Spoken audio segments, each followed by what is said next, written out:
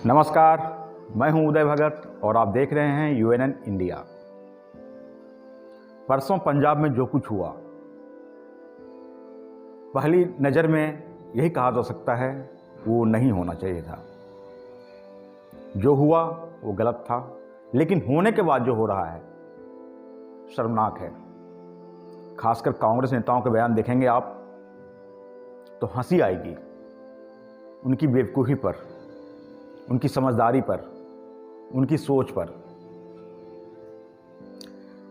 ये वही कांग्रेस है जिसने दो प्राइम मिनिस्टर को खोया है। आयरन लेडी स्वर्गीय इंदिरा गांधी जी और कंप्यूटर क्रांति के जनक स्वर्गीय राजीव गांधी जी, दोनों ही आतंकी के शिकार हुए थे। एक तो उनके अपने बॉडीगार्ड द्वारा, दूसरा लिट्टे आतंकवादियों द्वारा। अगर हम इसकी पृष्ठभूमि में जाएंगे तो बात कड़वी है, लेकिन सोचने वाली बात है। इंदिरा गांधी जी की हत्या हुई थी उनके ही बॉडीगार्ड द्वारा। क्यों हत्या हुई थी? ऑपरेशन ब्लू स्टार के कारण। सिखों में नाराजगी थी, इसलिए हत्या हुई थी। और राजीव गांधी की हत्या हुई थी तमिल उग्रवादियों का जो संगठन है लिट्टे, उस पर कार्रवाई के कारण।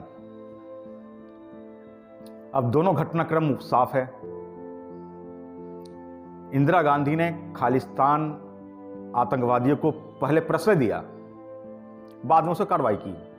पहले खाना खिलाया, बाद में सफाया करना शुरू किया, तो बौखला गए। उसी तरह लिट्टे को पहले बढ़ने दिया, खुली छूट दे दी थी, और बाद में उस पर कार्रवाई। शांति सेना जो भेजा था मेरे यहाँ श्रीलंका में, कांग्रेस ने भेजा था। दो वजह थी। हालांकि किसी की मौत पर उपहास उड़ाना या उस पर अलग अलग चर्चा करना इतने सालों के बाद सही नहीं होता है, लेकिन पृष्ठभूमि यही थी। ये सर्वविदित है, सबको मालूम है। फिर एक बार परसों पंजाब में मौजूदा पीएम, जिसे सबसे ताकतवर नेता माना जाता है दुनिया का, उनकी सुरक्षा के साथ खिलवाड़ हुआ। सुरक्षा में चूक हुई। होना यह था कि वहां के सीएम को सबसे पहले जांच का आदेश दे देना चाहिए था। जो दोषी थे उसके खिलाफ कार्रवाई करना चाहिए था। नियम यही कहता है, क्योंकि ये चूक मामूली चूक नहीं थी। हम टोटल 7 बिंदुओं पर प्रकाश डालेंगे जो बताती है चूक नहीं बल्कि एक साजिश थी। सबसे पहले तो वहां फिरोजपुर में रैली थी, और रैली भाजपा की रैली नहीं थी। एक परियोजना की घोषणा करने जा रहे थे, 37,000 करोड़ की परियोजना का, प्रधानमंत्री नरेंद्र मोदी। आपने देखा होगा, जैसे ही घटना यह हुई, सोशल मीडिया पे कई तरह के पोस्ट वायरल हो गए एकाएक, with in half an hour, आधे घंटे के अंदर। जबकि होता यह है, जब तक कोई मामला समझ में नहीं आता है तब तक कोई नेता बयान जारी नहीं करते हैं। यूथ विंग के हैं श्रीनिवास जी, उन्होंने लिखा, Modi ji how is the जोश। वो महाशय को शायद ये नहीं पता कि साजिश करते करते बहुत बड़ी गलती कर चुके हैं ये लोग। पहले तो रैली में जा रहे समर्थकों को रोका गया। वीडियो है, आप यूट्यूब पे जाएंगे तो कई सारे वीडियो दिख जाएंगे। उन्हें धमकाया गया। पंजाब पुलिस का मुख्य समर्थन प्राप्त था उनको धमकाने वालों में। भारतीय किसान यूनियन, जो कम्युनिस्ट का सहयोगी संगठन है, कम्युनिस्ट से प्रेरित है, उन्होंने एक दिन पहले 4 तारीख को लाइव आकर पीएम के पुतले जलाने की अपील की थी, और लोगों से अपील की थी जगह जगह आंदोलन करो। चलो ठीक है, आप पीएम का विरोध कर रहे हैं, आप देश के प्रधान का विरोध कीजिए, आपका लोकतांत्रिक अधिकार है। ये लोकतंत्र में ये मान्य है। अगर मुझे आपकी बात पसंद नहीं आएगी तो मैं विरोध करूंगा, ये कोई गुनाह नहीं है। लेकिन विरोध के आड़ में अगर आप देश विरोधी ताकतों को बढ़ावा देते हैं तो ये गलत है।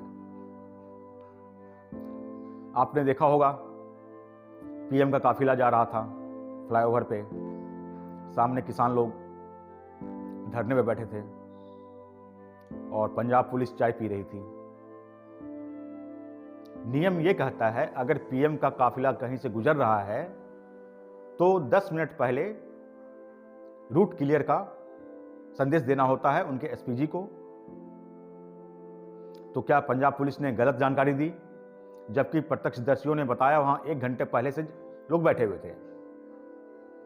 अब कांग्रेस के नेता प्रेस कॉन्फ्रेंस कर करके बता रहे हैं जो तुरंत रूट पहले हेलीकॉप्टर से जाने वाले थे, मौसम खराब होने के कारण रोड से गए। पुलिस को जानकारी थी इस रूट पर किसान आंदोलन के लोग धरने पर बैठे हैं, तो आपने उस रूट से क्यों जाने दिया पीएम का काफिला? पीएम किसी भी स्टेट में जाएं, वहां के बड़े पुलिस अधिकारी उनके साथ चलते हैं, लेकिन पीएम एक परियोजना का शिलान्यास करने जा रहे थे, उनके साथ पंजाब पुलिस का कोई बड़ा अधिकारी नहीं था। ये आश्चर्य की बात है। किसके आदेश से हुआ ये? वहां के डिप्टी सीएम रंधावा जी खुद होम मिनिस्टर हैं। उन्होंने जैसे चन्नी साहब जो सीएम हैं बोला कोई चूक नहीं हुआ था, उसके तुरंत बाद डिप्टी सीएम जो होम मिनिस्टर हैं उन्होंने कहा हां चूक हुई है। उन्होंने ये भी कहा जो मुझे फोन करना चाहिए था सीएम को नहीं, सीएम ने फोन उठाया नहीं था। और सबसे दिलचस्प बात, प्रोग्राम के शुरू होने से 2 घंटे पहले वीडियो शूट किया गया उस परिसर का, और उस वीडियो को वायरल किया गया कि वहां कुर्सी खाली थी इसलिए पीएम लौट गए। पॉलिटिकल ड्रामा था ये। सिद्धू साहब ने यही कहा है, चन्नी साहब ने यही कहा है, सूर्यवाला जी भी ने यही कहा है। यानी कांग्रेस के जितने नेता हैं उनका यही कहना था कि चूंकि फिरोजपुर में सीट खाली रहती थी, कुर्सी खाली थी, इसलिए पीएम ने काफिला वापस लिया। इसको बोलते हैं बेशर्मी की हद।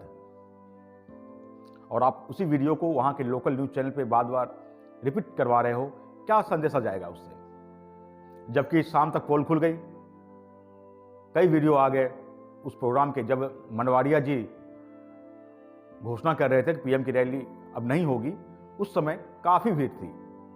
खराब मौसम के बावजूद, बारिश के बावजूद काफी भीड़ थी। ये वीडियो बाद में आया, पहले वीडियो न्यूज चैनल पे चला खाली कुर्सी वाला, सुबह 9 बजे का। ये साजिश नहीं था तो क्या था? उस कांग्रेस द्वारा जिसने देश के 2 प्राइम मिनिस्टर को खोया है। मुझे सिरसा जी का स्टेटमेंट बहुत अच्छा लगा। उन्होंने तो 2 कदम आगे बढ़ के बोला, सिखों को बदनाम करने की साजिश कांग्रेस शुरू से करते आई है। 80 के दशक में, यानी इंदिरा गांधी की हत्या से पहले ही सिखों को बदनाम करने के लिए कई खेल खेला गया था कांग्रेस द्वारा, और उसी का परिणाम था इंदिरा गांधी की हत्या के बाद सिखों का एक तरह सफाया हो रहा था हर जगह से। और राजीव गांधी जी जो खुद मारे गए आतंकवादी गतिविधि में, उनका स्टेटमेंट था, जब बड़ा पेड़ गिरता है तो धरती हिलती है। धरती हिलती है बड़ा पेड़ गिरता है तो, लेकिन किसी के सर पे गिरे तो अपराध है या अक्षम्य है। न जाने कितने सिख परिवार को जिंदा जला दिया गया था इसी कांग्रेस द्वारा ना। कौन थे जलाने वाले? कांग्रेस वर्कर ना। क्या भूल गई कांग्रेस उसको? आज एक बार फिर से सिखों को बदनाम करने की साजिश कांग्रेस रच रही है। सोचिए क्या संदेश गया होगा इनके स्टेटमेंट से। अगर हम लोकल लेवल पे से चर्चा करें, पक्ष विपक्ष में हम लोग बटे हुए हैं खेमे में, लेकिन विदेश में पहला सवाल ये उठेगा, भारत का प्रधानमंत्री जिसे दुनिया का सबसे मजबूत ताकतवर इंसान माना जाता है, वो अपने देश में ही सुरक्षित नहीं है। ये छोटी बात नहीं है।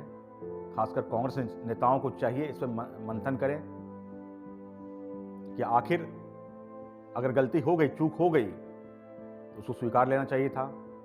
आज गृह मंत्रालय की टीम उस जगह की जांच कर रही है, सारे मामले की रिपोर्ट वो गृह मंत्रालय को देगी। राष्ट्रपति ने खुद दखल लिया इस मामले में।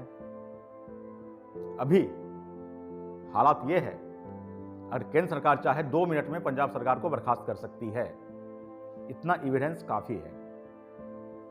और वैसे भी आप जानते हैं केंद्र सरकार चाहे तो कभी भी किसी सरकार को बर्खास्त कर सकती है।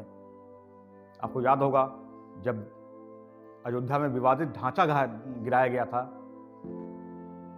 तो सरकार ने सिर्फ यूपी सरकार को नहीं, मध्य प्रदेश सरकार को, राजस्थान सरकार को, दोनों को बर्खास्त किया। टोटल 4 सरकार को बर्खास्त किया था।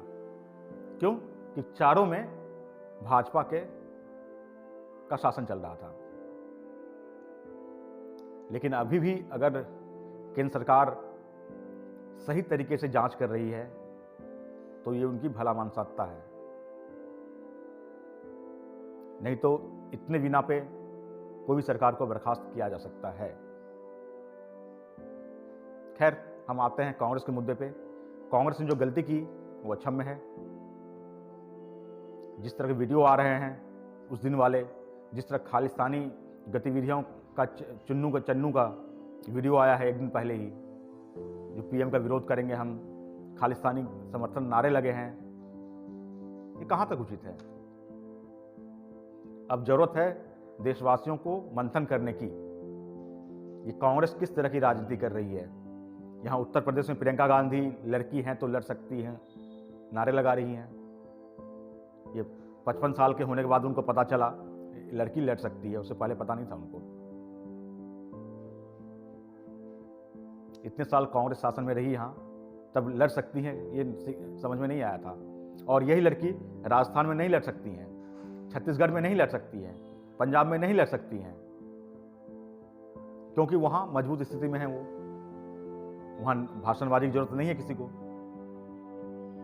खैर, अभी के लिए इतना ही। मिलते हैं कुछ नए अपडेट के साथ। धन्यवाद।